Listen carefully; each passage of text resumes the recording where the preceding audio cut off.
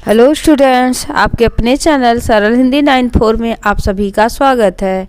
आज के इस वीडियो में क्लास 9th हिंदी क्षितिज काव्यखंड ग्रामश्री इस पाठ का प्रश्न अभ्यास। पहला प्रश्न है, कवि ने गांव को हरता जनमन क्यों कहा? उत्तर है, कवि ने गांव को हरता जनमन इसलिए कहा है क्योंकि गांव में चारों ओर हरियाली फैली है। गांव का वातावरण शांत एवं आकर्षक है। वहाँ खेतों में हरी भरी फसलें हैं जो फल फूल से लदी हैं। वहाँ हरियाली पर चमकती धूप पड़ने से पृथ्वी के मुस्कुराने का आभास होता है। दूर से देखने पर गांव मरकत के डिब्बे से प्रतीत होते हैं। अपनी इसी सुंदरता के कारण गांव लोगों का मन हर लेते हैं।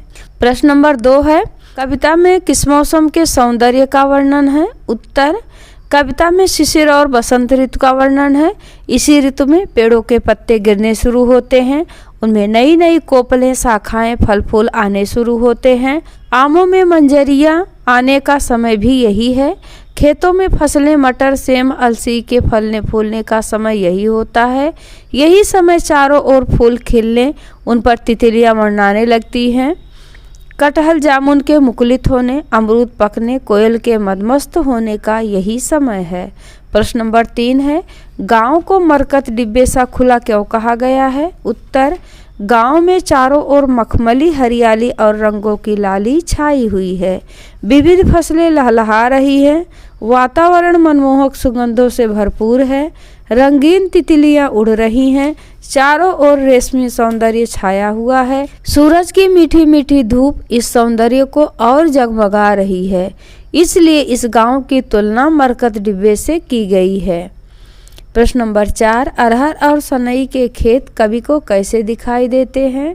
उत्तर, अरहर और सनई फलीदार फसलें हैं। इनकी फसलें पकने पर जब हवा चलती है तो इनमें से मधुर आवाज़ आती है। यह मधुर आवाज़ किसी स्त्री के कमर में बंधी करधनी से आती हुई प्रतीत होती है। इन्हीं मधुर आवाज़ों के कारण कवि को अरहर और सनई के खेत धरती की करधनी जैसी दिखाई देती है। प्रश्न नंबर 5 है, भाव स्पष्ट कीजिए।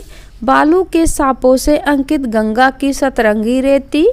उत्तर है, भाव है, प्रस्तुत पंक्तियों में कवि के द्वारा गंगा नदी के किनारे फैली रेत को सतरंगी बताया गया है।